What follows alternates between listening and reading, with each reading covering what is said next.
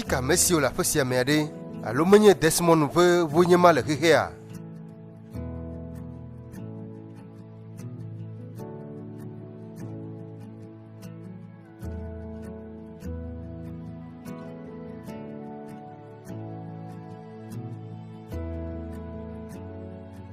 Desmond va fisia.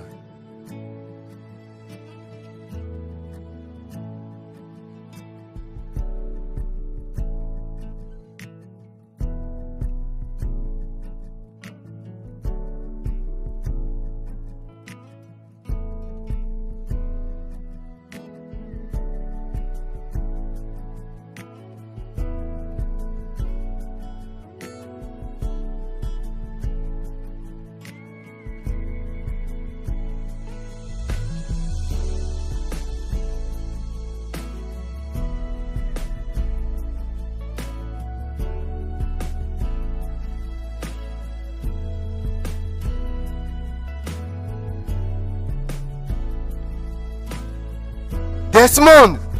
Amanda!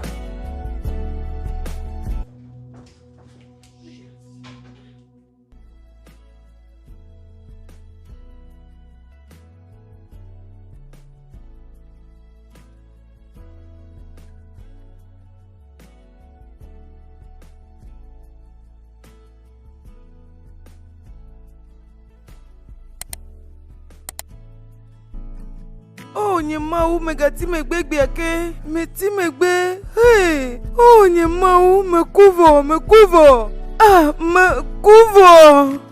Oh, adura negale nduma, megale megbe tigegbe ya peto negale nyanyiragedum. Woble na vatumle hiya, to school kwete na vamijo. Ah, oh nyemau.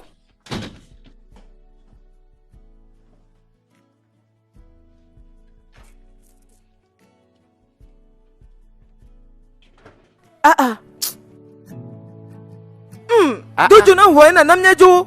Nyemetele jotoge na vusio. Makwa electricity kuva ya pefe na mo. Kwa nene be maga ko olo. Nya fufruka nyema matia kpe be chile vinya poma. Nenye be mele fe hege na we. Megene. Kwa nyeme gadu no. De ne susu be vusi akukule bobo ya. De u gare tinu nye kwa. Apeno mele la. Taflache idojo adora na mijo. Apeno mele ho gegbe alo. Mele nyo. Mele ho gegbe alo. Nele do na ma de egbe penya ya. Yeru gemele. Egbe penya ya yeru gemele. Taflache gereme. Apeno nyeme lo ensi alo. Taflache dojo. Bora lonloa. Me biana ga isi ayi. Kosira siva ya ko me choko to kwa lo fa vedo da we. Bora wo hanlo. Nene makwa. Oh, bora menye be duma me ahia da sogbo. Nuka tama gbova fisi na trozu nyere kato. Me jila blombe nyere kato blibue. Ne dongbe ya.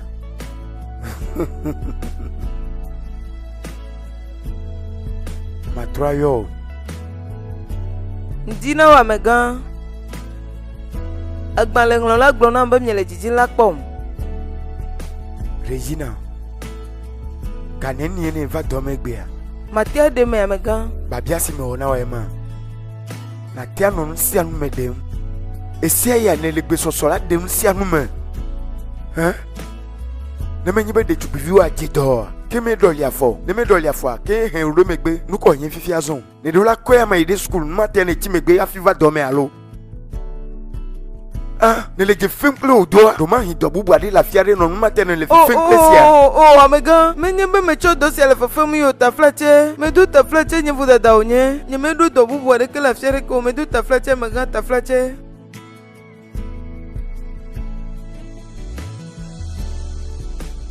Regina va.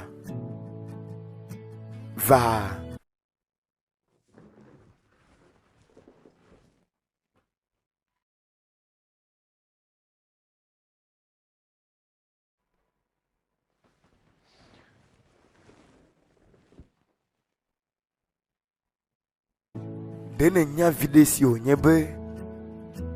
Nano dudum pla mi ade abenye ne. Ple bubu dere men mokata megan. Ne maté to wa premium. Bonjour. C'est quoi code promo BKG 229? Explique les avantages du code promo, comme les bonus d'inscription, les paris gratuits ou d'autres offres spéciales. 2. Comment utiliser le code promo. BKG 229. Fournit des instructions détaillées sur la manière d'utiliser le code promo BKG 229 lors de l'inscription sur le site 1xBet. 3. Conditions d'éligibilité. Clarifie les conditions spécifiques requises pour bénéficier du code promo, comme un montant minimum de dépôt ou des types de paris spécifiques. Met en avant les caractéristiques uniques de 1xBet, comme une large gamme de sports, des options de paris en direct et des promotions régulières. 6. Support client. Informe les utilisateurs sur la manière de contacter le support client 1xBet en cas de questions ou de problèmes liés au code promo. 7. Responsabilité du joueur. Rappelle aux utilisateurs de jouer de manière responsable et de respecter les conditions générales du site de paris. 8. Partage sur les réseaux sociaux ce code promo BKG 229. Encourage les utilisateurs à partager le code promo sur les réseaux sociaux pour atteindre un public plus large. 9. Rétroaction utilisateur. Encourage les utilisateurs à partager leurs expériences avec le code promo et à fournir des commentaires pour améliorer la promotion à l'avenir. 10. Mise en garde légale. Ajoute des mentions légales importantes, telles que l'âge légal pour parier et les restrictions géographiques. N'oublie pas de consulter les conditions générales de 1xBet pour t'assurer que ta promotion respecte leurs directives. Merci d'avoir visionné la vidéo jusqu'à la fin. Lien d'inscription sur le site 1xBet est dans la description en bas, ou rejoignez-nous sur canal Telegram pour plus d'informations. N'oubliez pas de vous abonner sur la chaîne YouTube. Merci beaucoup, à bientôt. Matiato Baklemu. Nukata. Pora je femenele. Nenya mesi menyea. Nyenye Desmond Hochito gan. Nyenye millionnaire gan kekiake. Uhane li totroge zu millionnaire. Me kare dino alofada alofaji. Me jila grobe nyenye millionnaire gan kekiake. Si me ko hope blaneo. Menya mesi nyenye megan. Gake de miete ide a megan kple do vi pe ka de dia ta flatia megan.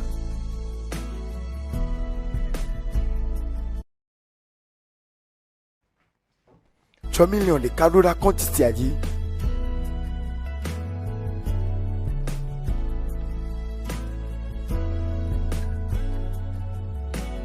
Amegan, compte bancaire de Kamakwelo. Regardez l'IA. Amegan, de quoi? Ne donna gasogo de compte si ayi. Vogake.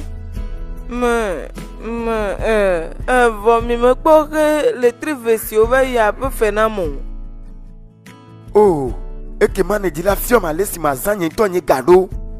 Oh. Nye gaji pole nenye. Menya mesi la fiole ma laisse ma zan nye gado. Et il n'est pas nanya. Mais le gars a gagné même que ce n'est pas nanya toi c'est pas mon awa. A son bourra la ficia.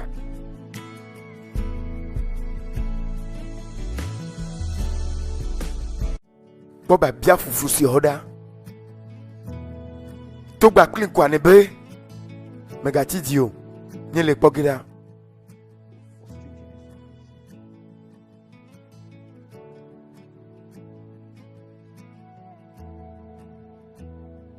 All I need is you, and you by my side when all is falling and there is no one to help. In your eyes I see paradise, a place for us. You, all I need is you, a shoulder to lean on, a friend indeed, oh, a friend in need, the reason I smile. Come and take me away with you. I wanna be by your side. All I ever wanted. Bekenyema. Gojiri alo nejila fo otrua ya. Nukenye kuhea.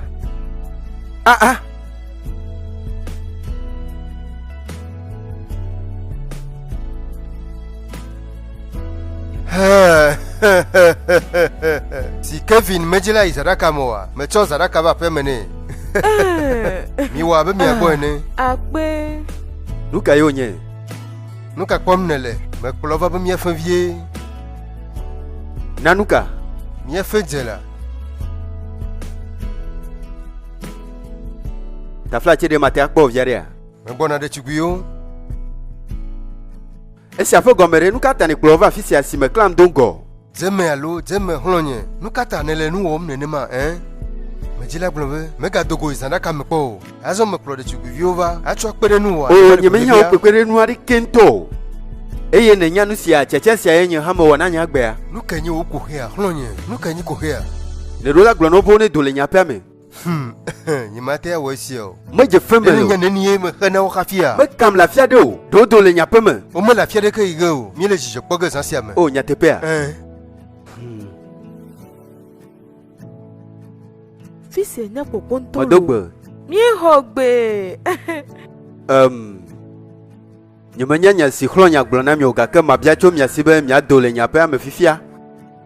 Ta fla cheno nye me sesia mo. Me be mi pleve amine dole nya pe me fifia.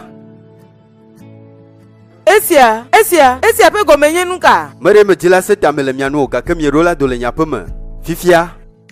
Dowi be me ga tro le ga chogena o. Alumne ga va fils anto hon. Ta fla chena o. Nuka chuchu nye oku hea ha, hlonye. Nyeme nya le sie nye kwa klo mi o troso hlo o. Ela bena, wonu ono to vonto. Nye kwa kpeli weru na nula gbane ka me pe ton son we nye sia. Boka ke nyeme nya we me le nye mgogbe de dejimo. Nya ka onye Dene nya me sie le dadam le no viaji le fifia me a. Dene nya. Ah. Eze abuzi. Nu fuflo adoko.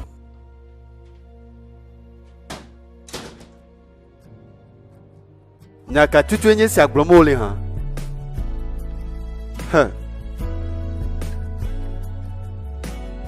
Alike wo wate ikro de chugbi over pesi amesimana manyanto ha.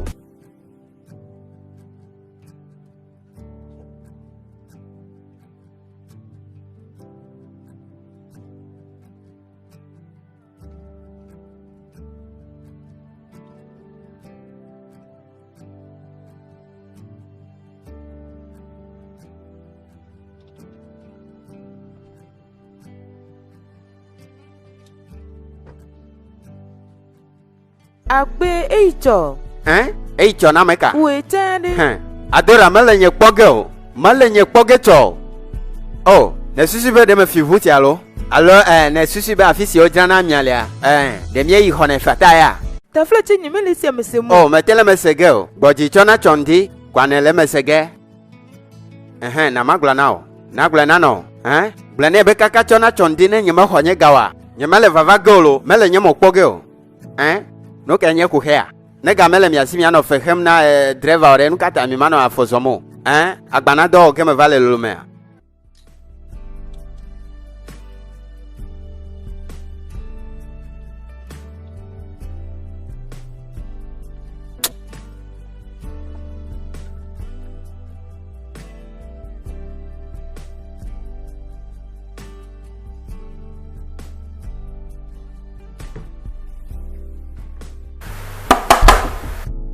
Gareme.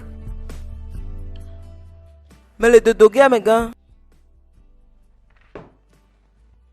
Dene wu dosi mebe na wa anu a. Amega. Ne dodo da nye yibe la dia. Dene. Me o do de sia de si me bia twa sinye be ma wa.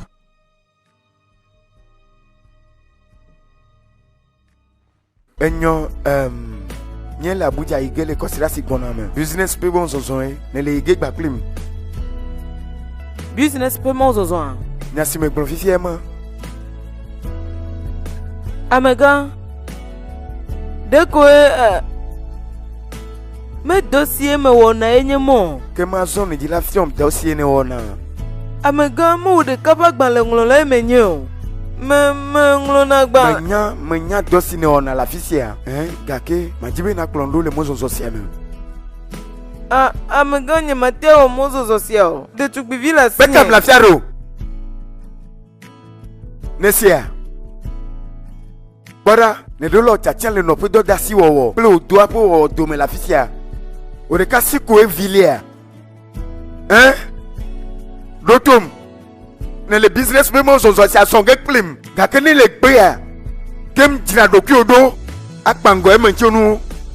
Azon Bouddha le nye mo la fisia. Hafi mba je wuli dodo de ma di nu ambe wota. Bouddha le nye biro a.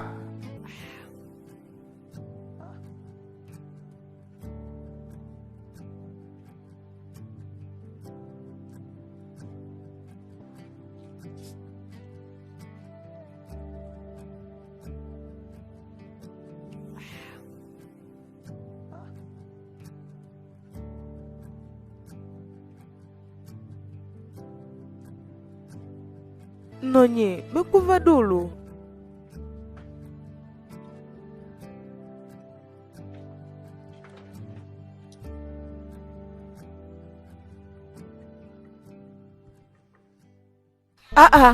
Afika driver siare ha menyambe miele megbeti moa.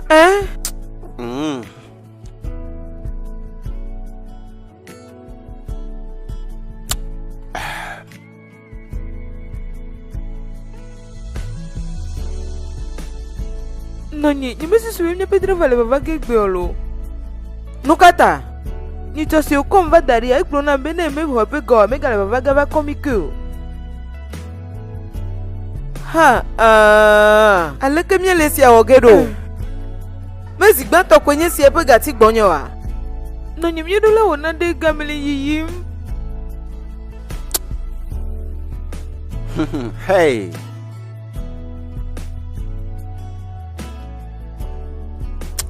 Na yo kaka chiko. Nuka osusu be menye. Papa Noel alonka.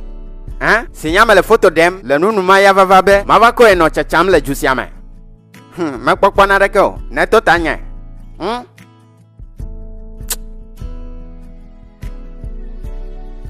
Nuka enyo oku he ha. Vumela sio. Vone jova la pe gama me. Me ka froge miele.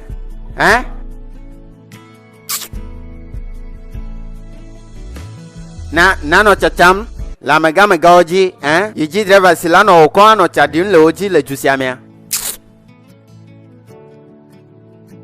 Nyapeto le nyeyom. Hey, mekuvo. Aleke mawe. Ndiye mega. O amega de ko emu amejan. Ejan le gbegbe nto. Wugare gble o chomo amega. Enyo amega. Nonye nuka ogemye le fifia. O ha gboji via de alo ba bia kenye ma wom ne lenam. Enyo na mi jo na mi de rompo akpoda. Ha. Lean on a friend indeed. Agale nye yonke. Nene chimegbe hafi idome egbe a. Ye ne chole nyanya gebe. Me le vevie na mi. Eye nye gaha le vevie. Yema. Honvi. I wanna be by your side. All I ever wanted is you and me. All I need is you, and you by my Nuka tamele vuvu amega. Nuka te ma vue autant na bon si leme. Enyo amega. Eh, ouais la fisia. Vu la fisia. Ireji. Enyo mese.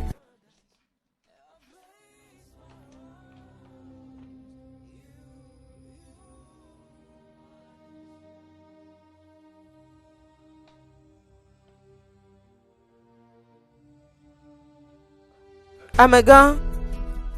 Nyemese siamu. Nuka gome mese o. Ewu abe vodada do le agbale siame. Onlo la fisi abe me va au assistant comptable. Fais doper la agbale siame. Oh, assistant comptable. Amega. Eye me kpole me sembe be me nyo do me na wa. Ta nyu no be nye me nyo e o. Nyaka ene dila gula mega. Nuka eme o. Nuka ene o. Denye mega tele do wo mnyo a. Oh. Nonye bien me gatiji o nele nko kwidu nam. Amega ne le jijim la nyam gake. Me kwa le trive va yape fenamo. Ne le jiji la de le nye gazi. Amega. Si la benye me das. Bonjour. C'est quoi code promo BKG 229? Explique les avantages du code promo, comme les bonus d'inscription, les paris gratuits ou d'autres offres spéciales. 2. Comment utiliser le code promo BKG 229. Fournit des instructions détaillées sur la manière d'utiliser le code promo BKG 229 lors de l'inscription sur le site 1xbet. 3. Conditions d'éligibilité. Clarifie les conditions spécifiques requises pour bénéficier du code promo, comme un montant minimum de dépôt ou des types de paris spécifiques. Met en avant les caractéristiques uniques de 1xbet, comme une large gamme de sports, des options de paris en direct et des promotions régulières. 6. Support client. Informe les utilisateurs sur la manière de contacter le support client 1xbet en cas de questions ou de problèmes liés au code promo. 7. Responsabilité du joueur. Rappelle aux utilisateurs de jouer de manière responsable et de respecter les conditions générales du site de paris. 8. Partage sur les réseaux sociaux ce code promo BKG 229. Encourage les utilisateurs à partager le code promo sur les réseaux sociaux pour atteindre un public plus large. 9. Rétroaction utilisateur. Encourage les utilisateurs à partager leurs expériences avec le code promo et à fournir des commentaires pour améliorer la promotion à l'avenir. 10. Mise en garde légale. Ajoute des mentions légales importantes, telles que l'âge légal pour parier et les restrictions géographiques. N'oublie pas de consulter les conditions générales de 1xbet pour t'assurer que ta promotion respecte leurs directives. Merci d'avoir visionné la vidéo jusqu'à la fin. Lien d'inscription sur le site 1xbet est dans la description en bas, ou rejoignez-nous sur canal Telegram pour plus d'informations. N'oubliez pas de vous abonner sur la chaîne YouTube. Merci beaucoup, à bientôt. Sileji be matu gba kple Onye wota. bura le nye biroa. Ne gbenka meke ne nye. Aleke oge me le akpɔ ɖetugbivi nye dzi o. Nye ɖeka koe nye ame si le ya masia, mi megaɖo ame bubu aɖeke o, ne le wɔ nenema mele. Kelvin. Ah. Lonye le ne fondo. Ah. Bora. Lonye mi do la dogo ne nya. Ete pe ovie. Hey, ta flache body. Me gaglona be me so gbenesi o. Nye do la dogo. Egbea. Enyo. Lonye ne drone me ga Ame gata popo. fletche. Dogo la. Chemo. Oh, deko me globe ne drone sogbo. Yena me jibe.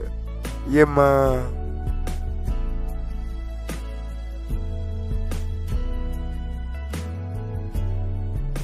Hey!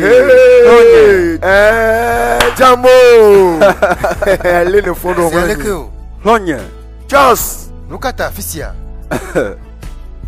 mi kple vesia miero la gblɔ nu si le dzi yim le afi sia nam. Hey! Nous kata mi ma do hasi hoti keke o. Me dira gbe ma refe. Nusalawo ɖe hã, edzra la. Body. Enyo xlɔnyo ta flatse me ɖo la xɔ yoyo sia. Enyo. Nous kenyo ko ya hlonye. Nous ka jim ne le chogbonye o. Me ke refe no vai. Ne hefe nam be magla wo se kreta yi. Me hefe nam be mano vivi dem de nu. Oh, ke ma zone le jijimbe ya no to chomdim. Ngaka ne wa vanyanya wa vala si alo. Mema. Hlonye vevi o nye mate glo nya shanya nefa. Matia we si apom video nyo. Ela bene ne nyanu si ata do twe me na wa. Enyo ngojido na me onye a. Nu si onye. Million ve. He million ve na nkoa. Kevin mele nya de kesege o. Ne le nu jem. Je fais la gande ne nye. Ne le Kevin guge ne ovado jesi nu si ne wa. E yo han le Kevin buge no va deje si hlon vundi si ne nye. Ne le ga hom de nya wa lota ro kapom vi ne nye. Mi le kpogera. Ta flatse business pe nya ɖe wonye. Oh, necho. Edzra la. Nu ka matsɔ va na mi. Tsɔ bi ame ve va nam.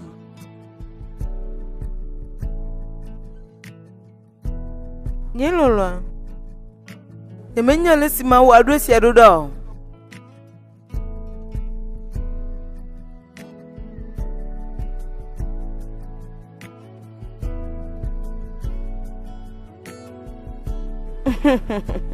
Ɖetugbivi nye lɔlɔa metɔ nɔ nye gaɖeke megale nɔ si le yi sia me o.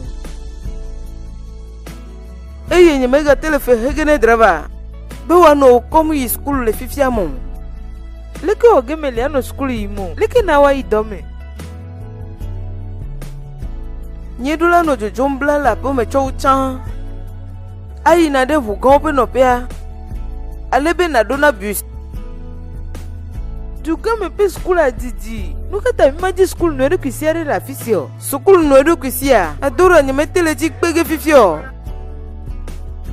Ta flatte adora pere nu nyele fifia me.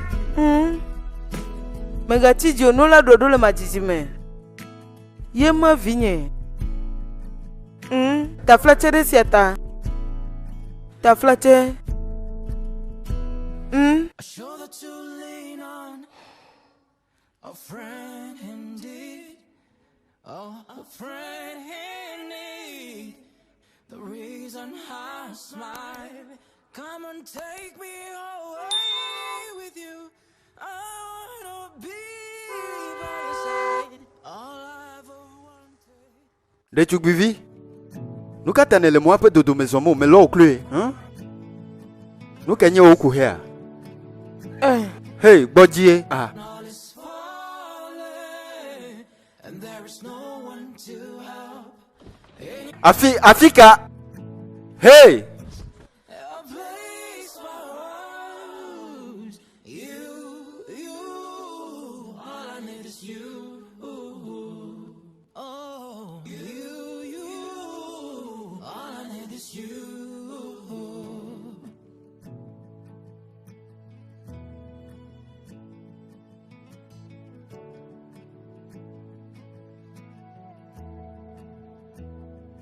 All I need is you,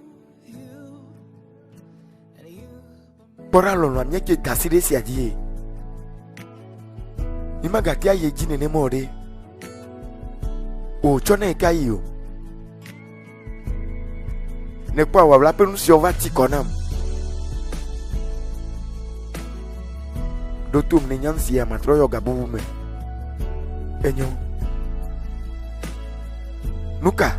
Me wevo a me gan mate a joazon.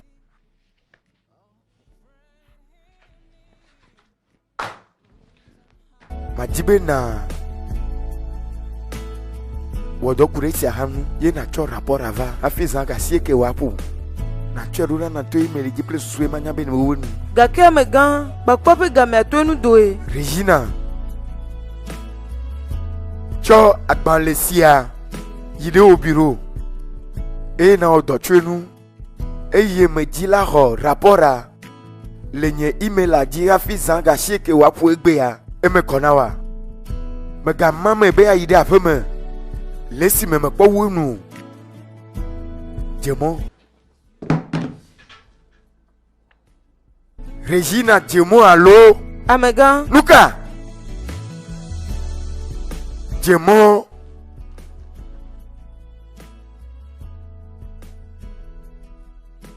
A shoulder to lean on, a friend indeed, oh, a friend in need.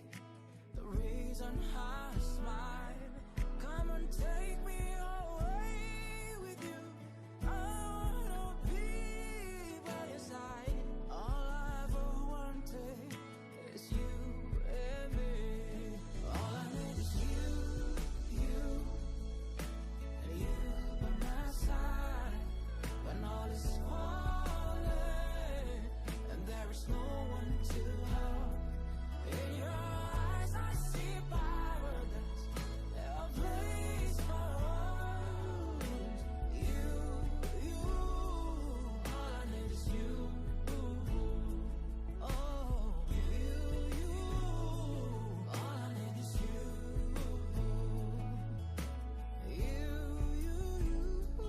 All I need is you.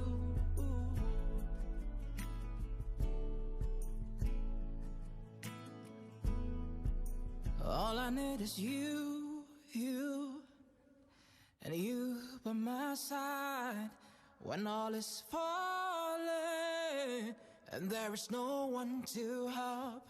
In your eyes I see paradise, a place for us. You, all I need is you.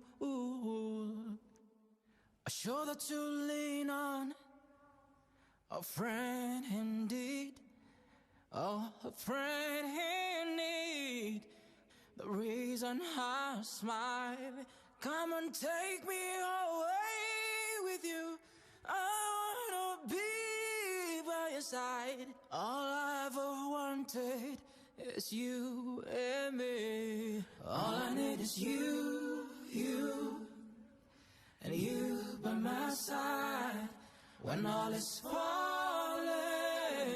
and there is no one to help.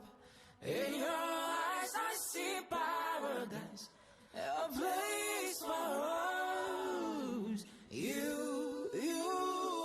all I need is you. A shoulder to lean on, a friend indeed. Oh, a friend in need. The reason I smile. Come and take me home. Okay. Nukata neleyo emechino. Oh, edi kokwe na walo. Na mejujo nyeyo mechichiwa. Mele blogena no nye wa na walo. De tugbivinya gbomonu ema ne notero. Azode ne le tafla che dogere o nya chora menuata. Me do tafla che. Nyenkwenye Kevin, ajo jina mbe mkpo. Me jina jo. Nukata. Mateyo unkote tinamawa. Kosia menelea. Nene lo amate kodari. Enyo menyebe menyamu. Gakegbere kako hron donago ne kwera. Enyo. Kuhemelio. Malo na komi ida pe me la bi di teru nya legbegbe. Me fia we mi ne hron o. Enyo vagere huama.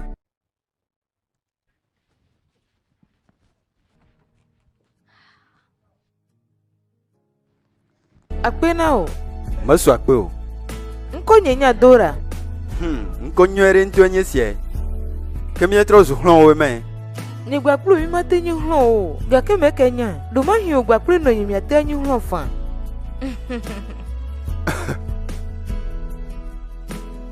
Abenuka.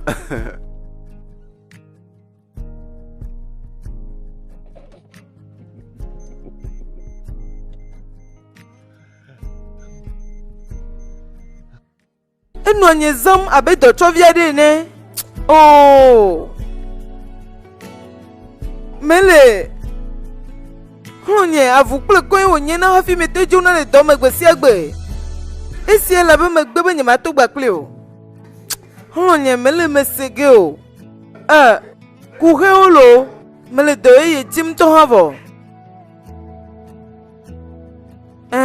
Adoji jona male gbegbe. Ne o kwa na manya. Akpeno kaka honye. Bye. Adora. Metononye. De tugbivinye. Let's school aido.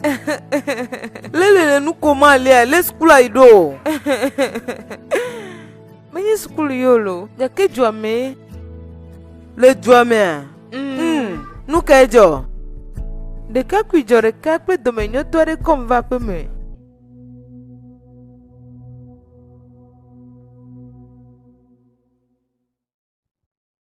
Nyeme sesiamo. Enyo, yepe kwenye Kevin. Eye ile kwa ba menyu de onye. Ne kwa. Do menyu to de onye. Adora. Ne idwa me juro de pe bume. Eye o cover pe me. Vononye, didiketenu nye. Ana fo zoma no school yi me sia ya mele bobo edo. Didiketenu nye me no anyi de pa gboji. Yo bia be akpere nu nye.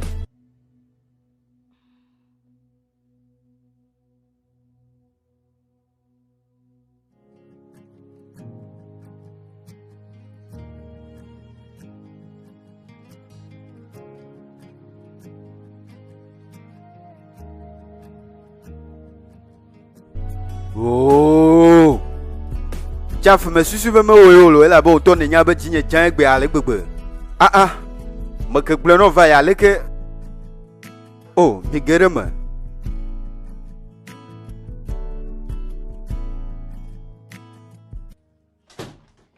Nonye.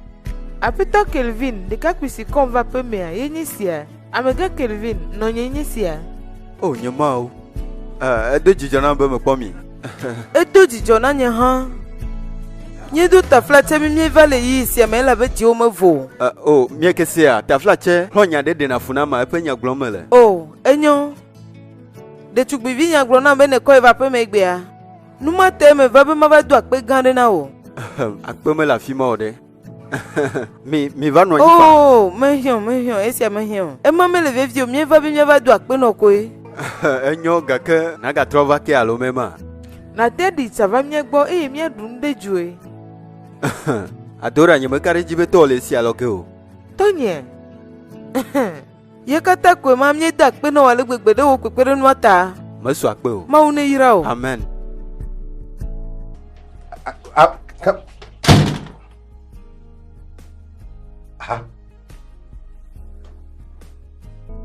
Ke nu kata?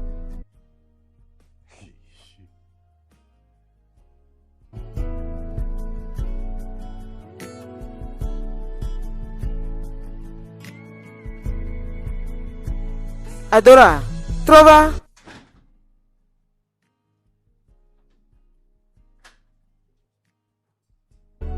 Kem ne weke dia sile nuwa. Nele nupo gena medroma, kude tawa nu. Medura na wanye, nonye. Nukata. Ela benye mele jijimbe na de simeliwa. Wavakble na de sidora ne dome. Nyaka nenjira glon. Onto lenkure nu onu vie po. Nu sila si nyenye wo play school. Ye nu sila si wa kwenye nye gbakple wo doa. Ele kochim na me. Ye do la jehlo. Ne gure de kari. Mate akpoe. Kemnya pa gbesi amegale nu oje mode. Ne jile kplo me dro de va mnya ba pesi ame. Ma me dro yo nonye. De na tamnya onwa. Do tom nywe. Nye me nyanu sile le jijila o. Gake mate akble no fifia be nye me daside di o.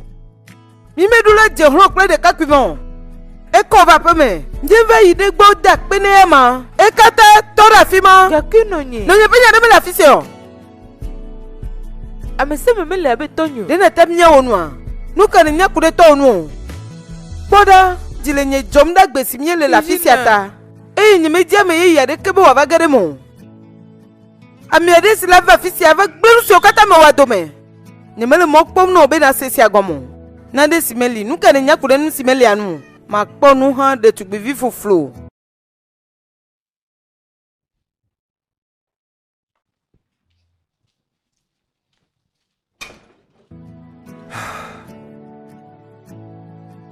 Ndina mi. Ndina o. Nuka omnele la fisia. Enyo meke osusu abe na no do me yi megbe a. Ntɔ ha nye ɖeka ƒe ʋu sia me nɔnɔ ava le kɔtim nam. Edo dzidzɔ na mi. Gake akpe. Akpe nonye. Ebe ye damire ŋgɔgbe. Kem. Ɖe ko me dzi la kpe ɖe mia nu. Mi me hiã wo kpekpeɖenu. Teƒe tse nonye. Domenye te ɖe aƒetɔ Calvin nyi. Eye esi ele ɖiɖi míaƒe zɔlizɔzɔ kpɔtɔ na mi vie. Eye me le afi sia vɔ ŋutɔ hã. Mi me hiã wo nublanuikpɔkpɔ. Regina. Tafla tse. Nonye.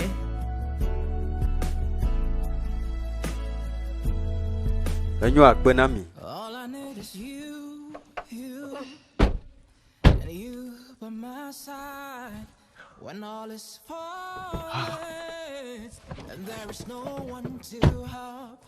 In your eyes I see paradise, a place for us. You, all I need is you. A shoulder to lean on, a friend indeed, oh, a friend in need. The reason I smile. Mejila gbɔbe. Nu sia nu sɔgbe la pesi ame na we. Gake me hiã o. Menya gake. Yema elabena nu siwo katã le afi sia gake wò ɖeka pɛ ko kpɔm nyame le. Menye be nɔnɔmetata sia le nya siwo he ge ba. Ne kpɔ nɔnɔmetata sia, nye mekpɔe gbe ɖe va yi kpɔ. Lafia ɖo wa. Ɖoɖui zina. Miaɖe menya na nu si le dzɔdzɔ ge o. Eye ame sia ame si nɔ nu kpɔm anɔ vɔvɔm. Ame aɖewo fɔna kaka gblɔna be awo nye mawu nu ke le dzɔdzɔ ge. Ema ya dzɔna koe. Wo ya ɖe me ɖo nu esia wa. Nu katã me le nu ƒom o. Shoulder to lean on, a friend indeed, oh, a friend in need. The reason I smile, come and take me away with you. I wanna be by your side. All I ever wanted is you Ha. Akpe be mi va do venam. Esi akomate wa tso de fi on be mi da pere wo pepere nu ata. Ta flache de na tia na driver open number. Majila yo ale be wa trova ire do aji. Oh, esi ame hion. Akpe na wa me gan, esi anyonto. Yenyi sia. Akpe na o.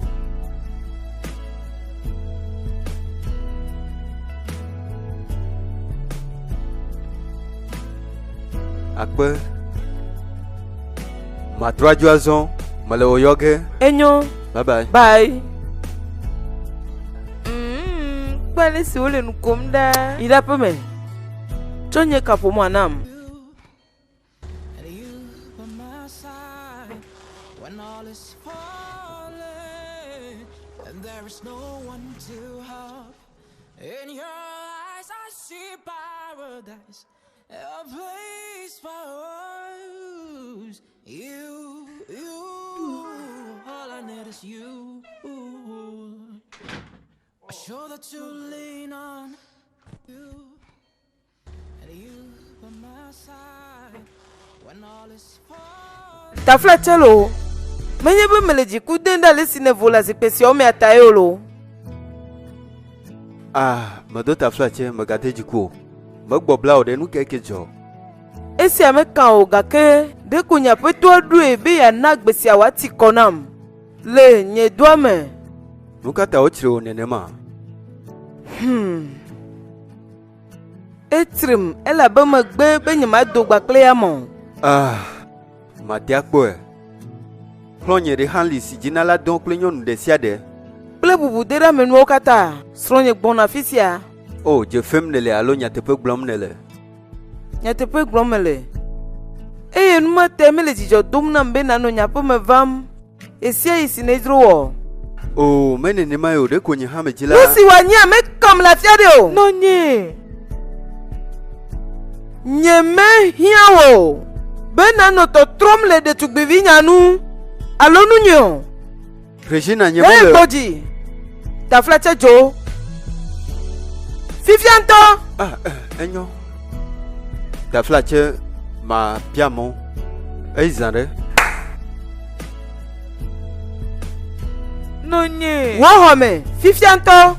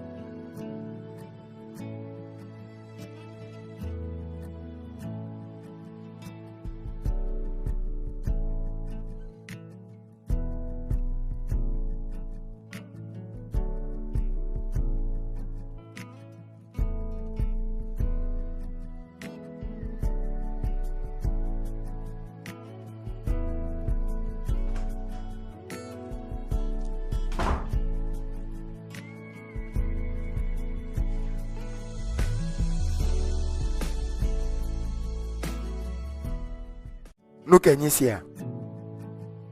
Kutokwa lo fa vekla frana mia. Esi agomede. Amega melen kure nunye. Nu jemenelea. O mele babia o no nu jemenelea. Nu fufuka wenye sia ne tovanam. Nufuflua. Ne nyam si onye. Ele kwa be ne jibe madolio. Ne jibe mebubu anu to awo mde te ope. Oh, menene mo amega. Mais bon, ne trop ouais. Mais la sœur que Yigo, où est la fille?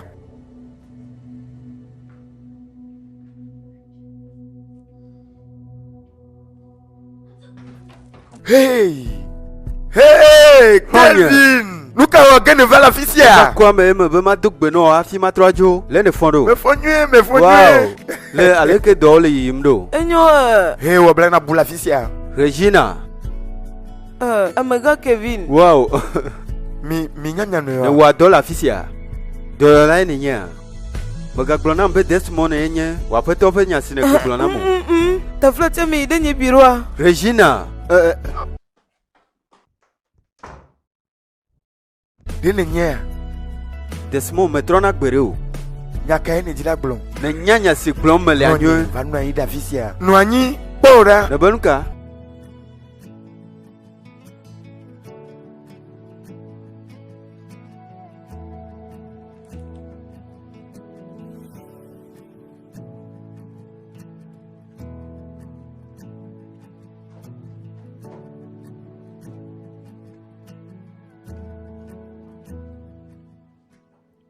Mewɔ agbalẽa ŋudɔ vɔ. Amegã.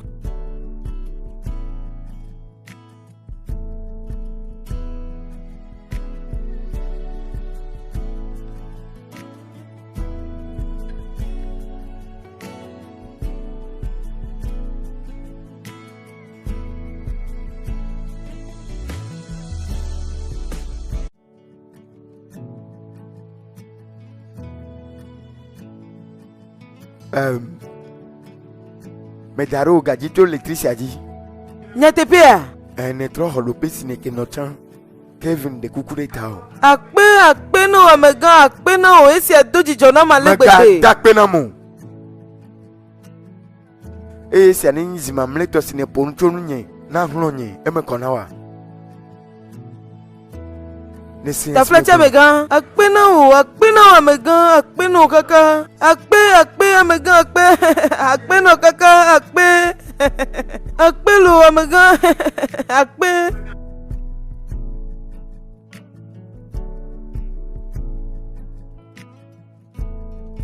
Ye ma million blave ƒe nya si me ke gblɔ na wa. Oyɔm na menya be ne wogbe sa agbawo koa, gaya le vava ge. Oh, esia nyo ŋutɔe.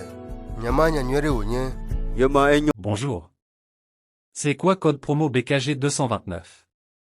Explique les avantages du code promo, comme les bonus d'inscription, les paris gratuits ou d'autres offres spéciales. 2. Comment utiliser le code promo? BKG 229.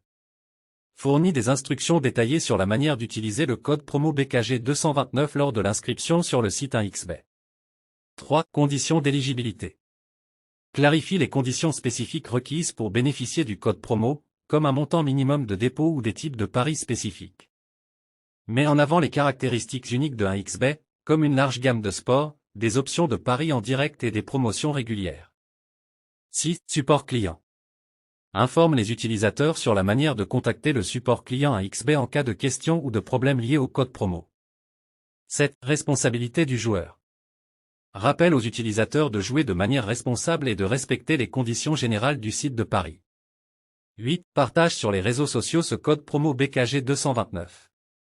Encourage les utilisateurs à partager le code promo sur les réseaux sociaux pour atteindre un public plus large.